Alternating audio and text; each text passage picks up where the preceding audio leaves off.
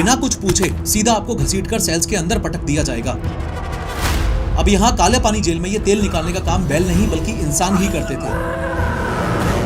कई बार तो ऐसा भी होता था कि कैदी लूज मोशंस के चक्कर में बेहाल था, लेकिन उसे उसी हालत में कोलू चलाते रहना पड़ता था। वहाँ इंसान को इंसान नहीं, जानवर भी नहीं, उससे भी नीच समझा जाता था।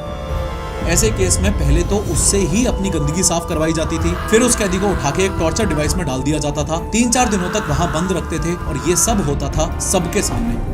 उन्होंने भी वही सब झेला जो बाकी पॉलिटिकल प्रिजनर्स झेल रहे थे, भूख, मार, दर्द और आइसोलेशन। लेकिन एक दिन उनकी हिम्मत टूट गई और उन्होंने अपने सेल में ही आत्महत्या कर ली। लग रहा था कि अब ये नरक का दरवाजा हमेशा हमेशा के लिए बंद हो गया है, लेकिन फिर आया साल 1942। दुनिया की सबसे खतरनाक जेलों में से एक काला पानी जेल के अंदर दिन भर में कैदियों पर जो अत्याचार होते थे वो देख के आप सोच में पड़ जाओगे। अपने देश के फ्रीडम फाइटर्स को देश से अलग करने के लिए ही अंग्रेजों ने ये जेल जानबूझ के इंडिया से 1255 किलोमीटर दूर अंडमान एंड निकोबार आइलैंड्स में बनवाई थी। आज की इस 3D एनिमेटेड वीडियो में हम काला पानी जेल के स्ट्रक्चर को समझेंगे, कैदियों की डेली लाइफ पर नजर डालेंगे और अच्छे से समझेंगे कि वीर सावरकर के साथ बाकी फ्रीडम फाइटर्स के ऊपर भी पूरे दिन भर में इस जेल में क्या क्या अत्याचार अंग्रेजों के द्वारा किए जाते थे। लेकिन हर बार की तरह शुरू से शुरू करते हैं। देखो, ये है इंडिया, ये है बे ऑफ बंगाल और यहाँ पे सिचुएटेड है अंडमान एंड निकोबार आइलैंड्स। ये पूरा आइलैंड ग्रुप 2 मेन पार्ट्स में डिवाइडेड है, अंडमान आइलैंड्स और निकोबार आइलैंड्स। और अंडमान आइलैंड्स भी छोटे छोटे पार्ट से बना है, जैसे north Andaman, middle Andaman, south Andaman और लिटिल अंडमान। इन्हीं में से साउथ अंडमान वाले हिस्से में लोकेटेड है पोर्ट ब्लेयर, जो पूरे अंडमान एंड निकोबार आइलैंड्स की कैपिटल है। और इसी पोर्ट ब्लेयर के अंदर बसी है ये काला पानी जेल। लेकिन सवाल ये है कि आखिर इस जेल का नाम काला पानी पड़ा ही क्यों? देखो, हिंदू धर्म में एक पुराना बिलीफ था, अगर कोई समुद्र पार कर ले तो वो अशुद्ध माना जाता था और ऐसे बंदे को समाज से बाहर कर दिया जाता था। प्योरिटी का एक एंशिएंट बिलीफ ये भी था कि गंगा नदी के पास रहने वाले लोग ज्यादा पवित्र होते हैं और जैसे जैसे आप गंगा से दूर होते जाते हो वैसे वैसे आप अशुद्ध होते जाते हो। 500 BCE के आसपास लिखी गई ये किताब बौधायना धर्म सूत्र में भी अलग अलग रीजंस मेंशन है जिनसे कोई भी बंदा इम्प्योर हो सकता है। उनमें से एक है सी ट्रेवल। इनफैक्ट लोग इस बात से इतना डरे हुए थे कि समुद्र पार करने के लिए कुछ लोग तो अपना धर्म तक बदल देते थे, हिंदू से मुस्लिम बन जाते थे। और ये सिर्फ पुराने जमाने की बात नहीं है, आज भी आंध्र प्रदेश के तिरुपति टेम्पल में ये रूल फॉलो होता है। अगर कोई पंडित समुद्र के रास्ते ट्रेवल कर ले तो उसे मंदिर के गर्भगृह यानी कि भगवान की मूर्ति जहाँ रखी होती है उधर घुसने तक की परमिशन नहीं मिलती। इवन आप इस बात पे बिलीव नहीं करोगे कि जब गांधी जी अपनी पढ़ाई करने के लिए इंग्लैंड जाने वाले थे तो उनके अपने गांव वालों ने भी उनको समाज से बाहर कर दिया था। रीजन तो आप समझ ही चुके हो, सी ट्रेवल। अब इंडिया में समुद्र के रास्ते ट्रेवल करना तो पहले से ही एक बड़ा टैबू था। ब्रिटिशर्स ने इस बात का पूरा फायदा उठाया। 1857 की क्रांति के बाद जब पूरे देश में अंग्रेजों के खिलाफ बगावत फैल गई तो उन्हें समझ आया सिर्फ गोली मार देना काफी नहीं है, उन्हें उन लोगों को तोड़ना होगा जो आजादी के लिए लड़ रहे हैं। उनका हौसला, उनकी सोच, सब कुछ। तब अंग्रेजों ने इस सी ट्रेवल को अपना बेस्ट मूव बनाया। ब्रिटिशर्स ने सोचा जब सिर्फ समुद्र पार करने से ही किसी का धर्म, समाज और पहचान छिन जाती है तो क्यों ना एक ऐसी जगह बनाएं जहां सिर्फ पनिशमेंट ही नहीं बल्कि इंसान की पूरी सोशल लाइफ ही खत्म हो जाए, यानी उसकी सोशल डेथ हो जाए। और इसी सोच के साथ उन्होंने इस बे ऑफ बंगाल के बीचों बीच इंडिया से हजारों किलोमीटर दूर ये काला पानी जेल बनवा दी। साल 1986 में इस जेल का कंस्ट्रक्शन शुरू हुआ। अब जेल बनाने के लिए अंग्रेज खुद तो काम करने से रहे, इसलिए उन्होंने इंडिया की अलग अलग जेलों से कैदियों को अंडमान भेजना शुरू किया और उन्हीं से ही ये जेल बनवाई। जेल बनने में तो टाइम लगता, तो पहले जेलर और ऑफिसर्स के रहने के लिए क्वार्टर्स बनाए गए। पूरी जेल बनने में 10 साल लगे और लगभग 5,17,000 रुपए का खर्चा आया। जो बिल्डिंग का सामान था वो बर्मा यानी कि म्यांमार से मंगवाया गया था। इस जेल को बनाने में 20,000 क्यूबिक फीट लोकल पत्थर और 30 लाख ईंटें यूज हुई और ये ईंटें भी कैदियों से ही बनवाई गई थी। इस जेल की सबसे यूनिक और डेंजरस चीज थी इसकी डिजाइन। इस डिजाइन का आइडिया आया एक मिथोलॉजिकल ग्रीक कैरेक्टर आर्गस पेनोप्टस से। ये एक ऐसा जाइंट था जिसके पूरे शरीर पर आंखें ही आंखें थीं। ये हर डायरेक्शन में देख सकता था। इसी कॉन्सेप्ट से इंस्पायर्ड होकर 18th सेंचुरी में जेरेमी बेंथम नाम के एक आदमी ने एक जेल का डिजाइन सोचा जिसका नाम था पेनोप्टिकॉन। अब पेनोप्टिकॉन का सिंपल लॉजिक ये था कि सेंटर में एक वॉच टावर होगा और उसके चारों तरफ गोल गोल सर्किल में कैदियों के सेल्स। जो गार्ड इस बीच वाले टावर में होगा वो हर कैदी को देख सकता है, लेकिन कैदी गार्ड को नहीं देख सकता। इसका रिजल्ट कैदी को हमेशा लगेगा कि उसको कोई देख रहा है, चाहे देख भी रहा हो या नहीं। ये डर ही उसका कंट्रोल बन जाता है। जेल का डिजाइन कुछ ऐसा था जैसे एक बाइसिकल का व्हील या एक स्टार, बीच में गार्ड और उसके चारों तरफ सेल्स। शॉर्ट में अगर इस डिजाइन का प्रिंसिपल बताऊं तो अल्टीमेट टारगेट ये था कि मिनिमम गार्ड्स हों और मैक्सिमम प्रिजनर्स हों। चलो अब इस ड्रोन शॉट की मदद से इस पूरे काला पानी जेल के मैप को समझो। सबसे पहले ये जो बिल्डिंग आपको सेंटर में दिख रही है ये है वॉच टावर। यहाँ गार्ड्स रहते हैं और सारे कैदियों पर नजर रखते हैं। इस टावर के चारों तरफ गोल सर्किल में 7 अलग अलग विंग्स बने हुए हैं। इन्हीं विंग्स में सेल्स होते हैं जहाँ कैदियों को रखा जाता जाता है। अगर आप ध्यान से देखोगे तो एक विंग के आगे का हिस्सा दूसरे विंग के पीछे वाले साइड के सामने है, मतलब कैदियों का एक दूसरे को देख पाना या एक दूसरे से बात कर पाना लगभग इम्पॉसिबल है। अब जरा थोड़ा पीछे आओ, ये जो बिल्डिंग आपको दिख रही है ये है हॉस्पिटल जहाँ बीमार कैदियों का इलाज होता था। हॉस्पिटल के पास ही है ऑफिस ब्लॉक जहाँ ब्रिटिशर जेलर बैठता था। और अब इधर और राइट साइड में देखो, ये है फांसी घर जहाँ एक साथ 3 लोगों को फांसी दी जा सकती थी। इसी के पास है किचन, हिंदू और मुस्लिम प्रिजनर्स के लिए अलग अलग। और अगर आप नोटिस करो तो जेल की जो मेन बाउंड्री है वो अंग्रेजों ने बहुत ज्यादा ऊंची नहीं बनवाई थी। क्यों नहीं बनवाई थी इसका रीजन मैं आपको थोड़ी देर में आगे बताऊंगा। अब मैं आपको जेल के अंदर लेके चलता हूँ। ध्यान से देखो तो सेल्स के सामने एक 4 फुट चौड़ा वरंडा है जिसमें एक के बाद एक सेल्स बनाए गए हैं। हर सेल का साइज है 13.5 फुट बाय 7 फुट। इसमें वेंटिलेशन के लिए एक खिड़की है जो कि 3 मीटर यानी लगभग 10 फुट की हाइट पे है। इतने छोटे छोटे सेल्स में अकेला रखने का ही पर्पस है कैदी को मेंटली तोड़ना। कालापानी जेल को सेल्यूलर जेल भी बोला जाता है। सेल्यूलर इसलिए कहा जाता है क्योंकि इसका पूरा स्ट्रक्चर इंडिविजुअल सेल्स पर बेस्ड था। हर कैदी के लिए एक अलग सॉलिटरी कन्फाइनमेंट सेल। इस जेल में कोई डॉर्मेटरी या कॉमन बैरक नहीं था जहां प्रिजनर्स एक दूसरे से बात कर सकें, बल्कि ये जेल आइसोलेशन बेस्ड पनिशमेंट के लिए ही डिजाइन की गई थी। इवन अंग्रेजों ने तो इस जेल का नाम सेल्यूलर जेल ही रखा था, लेकिन इंडियंस ने इसको कालापानी नाम दिया। इसके अलावा हर एक सेल पर लगा है ये आयरन ग्रिल गेट। इस गेट में एक स्पेशल लॉक सिस्टम लगा हुआ है। यहाँ ताले की जरूरत ही नहीं है, कैदी कुछ भी कर ले पर उसको खोल के भाग नहीं सकता। मोरोवर इस तरह के टोटल 698 सेल्स थे यहाँ पे। इस जेल की खतरनाक डिजाइन का एक बहुत ही फेमस किस्सा ये भी बताया जाता है कि सरप्राइजिंगली वीर सावरकर और उनके भाई गणेश सावरकर दोनों इसी कालापानी जेल में सेम टाइम पे कैद थे, लेकिन इस जेल की डिजाइन की वजह से वो लोग आपस में 9 महीने तक मिल ही नहीं पाए। एनीवेज, इस टॉपिक के रिसर्च के दौरान जब मैंने पर्सनली कालापानी जेल के कैदियों का डेली रूटीन पढ़ा तो वहां होने वाले टॉर्चर को पढ़ के एक पल के लिए लगा कि अगर कोई आम इंसान वहां होता तो एक दिन भी नहीं जी पाता। हमारे फ्रीडम फाइटर्स जो इतने सालों तक उस नर्क में रहे उन्हें सैल्यूट है, लेकिन अब सवाल उठता है कि वो नर्क आखिर दिखता कैसा था। उस जेल में एक आम दिन का मतलब क्या होता था, चलो आपको बताता हूँ। इस वीडियो में किए गए 3D एनिमेशन की मदद से मेरी ये कोशिश है कि आपको इस दिन का ऐसा फील हो जैसे आप खुद कालापानी जेल में हो।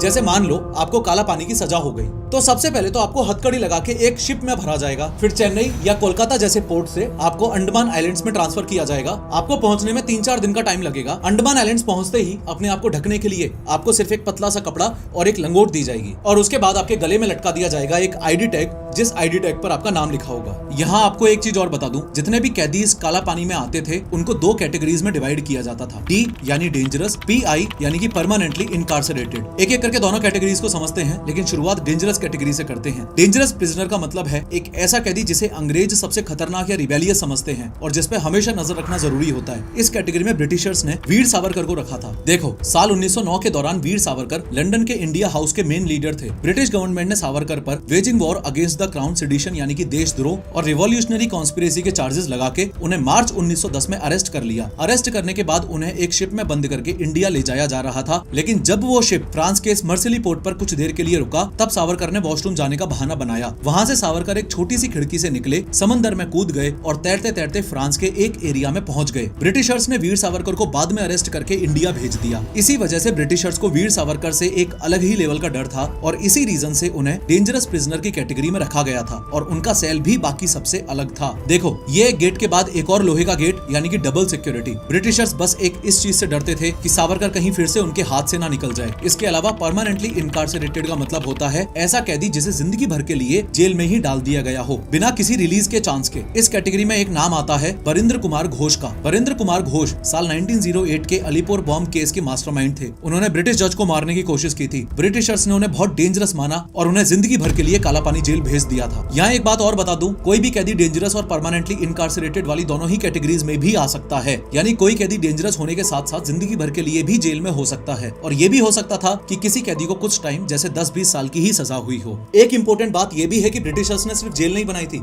एक पूरा सिस्टम सेट किया था कंट्रोल बनाए रखने के लिए। मेन जेलर तो हमेशा एक ब्रिटिशर ही होता था, लेकिन गार्ड बनने का काम भी प्रिजनर्स से ही करवाया जाता था। पर कौन से प्रिजनर्स? ऐसे प्रिजनर्स जो सबसे ज्यादा चापलूस और चाटुकार टाइप के होते थे, जो अपने लोगों को मारने में भी पीछे नहीं हटते थे। इन्हें जमादार बोला जाता था। जमादार का काम होता था बाकी कैदियों को कंट्रोल करना, उन्हें काम में लगाना और उनकी रिपोर्ट देना। ये लोग रेगुलर प्रिजनर्स ही होते थे, लेकिन ब्रिटिशर्स इन्हें थोड़ा और पावर और बेटर ट्रीटमेंट देते थे ताकि वो बाकी कैदियों में डिसिप्लिन मेंटेन कर सकें। ज्यादातर केसेस में ये गार्ड की पोजीशन उन लोगों को दी जाती थी जो बलोच और पठान मुस्लिम हुआ करते थे, क्योंकि ब्रिटिशर्स जानते थे अगर हिंदू प्रिजनर के ऊपर हिंदू गार्ड ही होगा तो पूरे चांसेस हैं कि वो सॉफ्ट बिहेव कर सकता है। एक बार इस फ्लो चार्ट में देखो, सबसे ऊपर है ब्रिटिश जेलर, उसके नीचे ये बलोच और पठान मुस्लिम गार्ड्स जिन्हें जमादार बोला जाता था, और उसके नीचे बाकी सारे आम कैदी। सावरकर अपनी बुक मेरा आजीवन कारावास में बताते हैं कि उनके टाइम जेलर था डेविड बेरी। डेविड बेरी ने तो ये तक कह दिया था कि दुनिया में तो एक ही भगवान होता है जो ऊपर आसमान में रहता है, लेकिन पोर्ट ब्लेयर में दो भगवान हैं, एक तो वो ऊपर वाला और एक मैं। खैर, अब आप जेल के अंदर आ चुके हो, सबसे पहला काम है नहाना। नहाने के टाइम आपको ऐसी एक लंगोट ही पहननी होगी। ऑब्वियसली कोई बाथरूम नहीं मिलेगा, कोई प्राइवेसी नहीं मिलेगी, बस खुलेआम सबके सामने नहाना है। जो पानी यूज करना होगा वो भी समुद्र का ही खारा पानी होगा। नहाते हुए भी आपको जमादार से ऑर्डर मिलेगा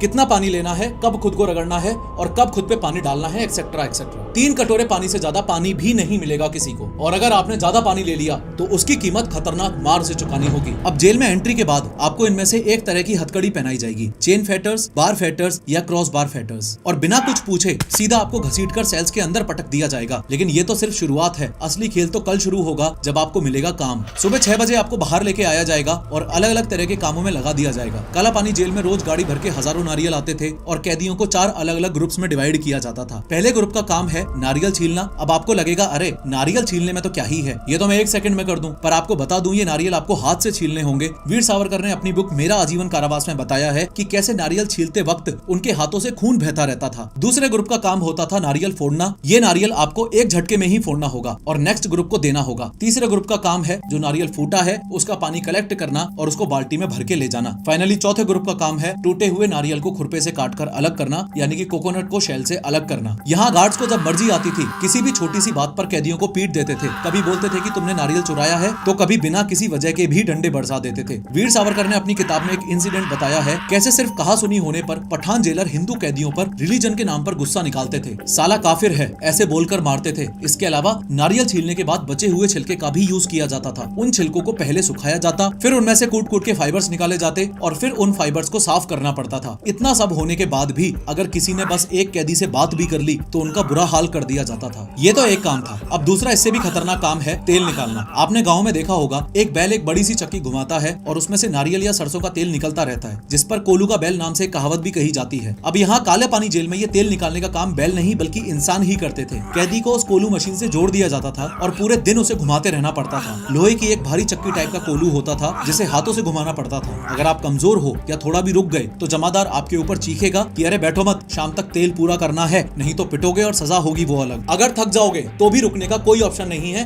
क्योंकि उस दिन का तेल निकालने का कोटा तो पूरा करना ही पड़ेगा। वीर सावरकर ने अपनी बुक में बताया है कि कई कैदियों को तो खुद उन्होंने अपनी आंखों से देखा जो वही कोलू चलाते चलाते बेहोश हो जाया करते थे। किसी के हाथ छिल जाते, किसी के पैरों से खून निकलता, लेकिन अगर कोटा पूरा नहीं होता था तो खाना तक भी नहीं मिलता था। अब ये मैं बार बार किस कोटा की बात कर रहा हूँ तो आपको बता दूं, इस तरह कोलू से आपको रोज 30 पाउंड यानी कि 14 लीटर के आसपास तेल निकालना कंपलसरी था। वैसे तो काला पानी में एक रूल बुक भी थी जिसमें लिखा था कि कैदी सुबह 6 से 10 काम करेगा, 10 से 12 लंच करेगा और फिर दोपहर 12 से शाम 5 बजे तक फिर से काम करेगा। लेकिन कोलू का काम किसी रूल को नहीं मानता था। यहाँ ना कोई लंच होता था ना कोई छुट्टी। खाना कब आएगा पता नहीं, अगर आया भी तो गेट 1 सेकंड के लिए खुलेगा और तुरंत बंद भी कर दिया जाएगा। ना पानी मिलता था, ना बैठने का टाइम, ना खाने की फुर्सत। कई कैदी तो एक हाथ से रोटी का टुकड़ा तोड़ते थे और दूसरे हाथ से कोलू घुमाते रहते थे। इसका सीधा मतलब ये है कि आपको सुबह 6 बजे से लेकर शाम को 5 बजे तक लगभग 11 घंटे तक बिना रुके कोलू चलाते रहना है। सिर्फ 2 कटोरे पानी में, ना कोई वॉशरूम ब्रेक, ना कोई बैठने की छूट। और अगर आपका 30 पाउंड तेल निकालने का कोटा शाम तक पूरा नहीं हुआ तो आपको रात भर वही काम करते रहना पड़ेगा जब तक कोटा पूरा ना हो जाए। थक जाओ, गिर जाओ, कोई फर्क नहीं पड़ता। यहाँ सिर्फ कोटा मैटर करता है। बुखार, सिर दर्द, उल्टी या लूज मोशंस, ये सब यहाँ किसी को बीमारियां नहीं लगती थी। ये बस काम चोरी करने के बहाने माने जाते थे। अगर आप बीमार हो तो भी आपको हॉस्पिटल नहीं सीधा कोलू के पास ही ले जाया जाएगा, और अगर आपने बीमार होते हुए भी काम नहीं किया तो पिटाई अलग से होगी। कई बार तो ऐसा भी होता था कि कैदी लूज मोशंस के चक्कर में बेहाल था, लेकिन उसे उसी हालत में कोलू चलाते रहना पड़ता था। वहाँ इंसान को इंसान नहीं, जानवर भी नहीं, उससे भी नीच समझा जाता था। ऐसा एक केस वीर सावरकर की सेम बुक मेरा आजीवन कारावास में मेंशन्ड है। एक बार एक कैदी को माइग्रेन हो रहा था। माइग्रेन को पुराने टाइम में आधी सीसी का रोग कहते थे। कोलू में तेल निकालते निकालते वो एक बार अपना सिर दीवार में मारता, एक बार कोलू चलाता, फिर से सिर दीवार में मारता और फिर से कोलू चलाता। कुछ टाइम बाद एक हिंदू डॉक्टर ने हिम्मत दिखाते हुए कहा, मैं इसे ऑब्जर्वेशन के लिए हॉस्पिटल ले जाता हूँ। लेकिन जैसे ही अंग्रेज ऑफिसर को ये बात पता चली उसने गुस्से में चिल्ला के बोला, मुझसे बिना पूछे कैसे लेके जा रहे हो,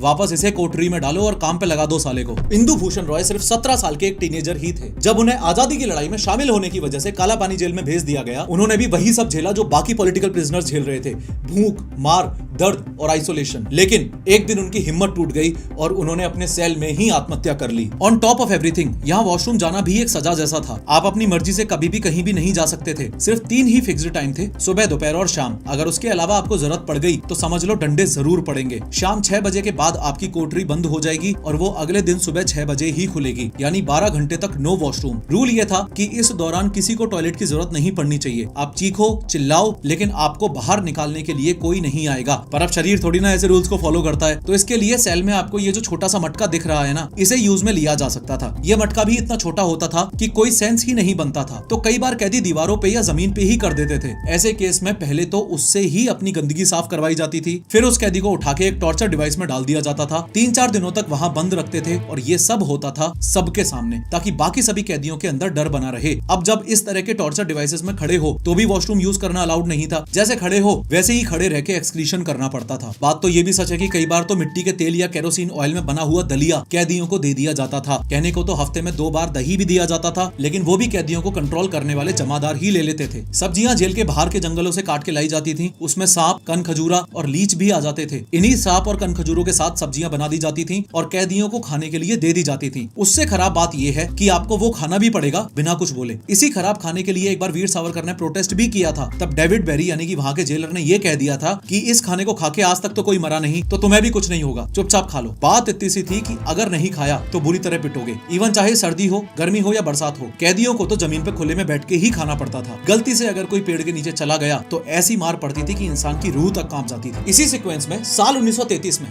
काला पानी जेल के कैदियों ने एक हिम्मत का काम किया। उन्होंने जेल के गंदे और घटिया खाने के खिलाफ एक हंगर स्ट्राइक चालू कर दी और ये स्ट्राइक सिर्फ 1-2 दिन नहीं, पूरे 45 दिनों तक चली। एक भी कैदी ने हिम्मत नहीं तोड़ी, किसी ने भी खाना नहीं खाया। तब ब्रिटिशर्स ने एक नया तरीका निकाला, फोर्स फीडिंग का। कैदी को एक बेड पर लिटाया जाता, उसका सिर थोड़ा सा ऊपर कर लिया जाता, जमादार उसके हाथ पैर पकड़ लेते ताकि वो हिल भी ना सके। फिर आता था एक डॉक्टर जो एक पतली सी रबर ट्यूब उसके नाक के थ्रू उसके गले में घुसा देता था और उस ट्यूब के जरिए अंडे, दूध और चीनी का एक लिक्विड जबरदस्ती उसके गले में डाल दिया जाता था। लेकिन कई बार वो ट्यूब फुट पाइप की जगह विंड पाइप में चली जाती थी और जो दूध है वो लंग्स में चला जाता था। महावीर सिंह, मोहन किशोर नामदास, मोहित मोइत्रा जैसे वीर स्वतंत्रता सेनानी इस फोर्स फीडिंग की वजह से ही शहीद हो गए थे। और हाँ, अगर किसी भी कैदी की मौत हो जाती थी तो उसे एक बैग में पैक करके समंदर में फेंक दिया जाता था। याद है मैंने आपको बताया था कि काला पानी जेल की आउटर वॉल्स बहुत ज्यादा ऊंची नहीं थी। उसका रीजन भी उतना ही स्केरी है, क्योंकि ब्रिटिशर्स को पता था अगर कोई कैदी भाग भी गया तो भाग के जाएगा कहां। एक बार ड्रोन शॉट में ध्यान से देखो, जेल के एक साइड में है समंदर और दूसरी साइड है घना जंगल, और उस जंगल में रहते हैं जरावा ट्राइब के लोग जो आउटसाइडर्स को बर्दाश्त नहीं करते। इस ट्राइब के लोग आउटसाइडर्स को तुरंत मार देते थे। तो अगर कोई बंदा समुद्र में नहीं डूबा तो जंगल में जाके मार दिया जाएगा। यानी भागने का मतलब एक सिंपल सा शब्द है, मौत। कैदियों को पूरे 1 साल में सिर्फ एक बार अपने घर लेटर भेजने की इजाजत मिलती थी। वो लेटर भी लिफाफे में नहीं होता था, खुला ही होता था। हर ऑफिसर उसे पढ़ता था और अगर ऑफिसर को सही लगा तभी वो लेटर भेजने दिया जाता था। लिखते वक्त आप जेल का कोई जिक्र नहीं कर सकते थे और ये छूट सिर्फ उन्हीं को मिलती थी जिन्हें पूरे साल भर में एक भी पनिशमेंट ना मिली हो। और सबसे अजीब बात, लेटर का साइज सिर्फ 1 अंगूठे के बराबर हो सकता था। एक फ्रीडम फाइटर होतीलाल वर्मा ने जेल के अंदर से एक लेटर लिखा, चुपके से, जैसे तैसे करके उसे जेल से बाहर पहुंचा दिया। वो लेटर सुरेंद्र नाथ बनर्जी तक गया जो उस वक्त के एक बड़े नेशनलिस्ट लीडर थे। उन्होंने उस लेटर को अपने न्यूज़पेपर द बंगाली में छापा और फिर क्या, ब्रिटिश काउंसिल में हंगामा मच गया। जेल के अंदर जो हो रहा था वो पहली बार दुनिया के सामने आया। लेकिन बदकिस्मती से कैदियों के ऊपर हो रहे अत्याचार के मामले में जेल के अंदर कोई खास सुधार नहीं हुआ। अब अगर सजा की बात करूं तो ये बोरे से बनी हुई एक ड्रेस थी जो पनिशमेंट के टाइम पहननी होती थी। एंड टॉर्चर का जो सामान था जैसे chains, shackles, iron grills, flogging stands और तेल निकालने वाले कोलू, वो सब सीधा इंग्लैंड से इंपोर्ट किया गया था। साल 1937 में महात्मा गांधी और रविंद्रनाथ टैगोर के एफर्ट्स के बाद काला पानी जेल के ज्यादातर कैदियों को रिहा कर दिया गया। लग रहा था कि अब ये नरक का दरवाजा हमेशा हमेशा के लिए बंद हो गया है।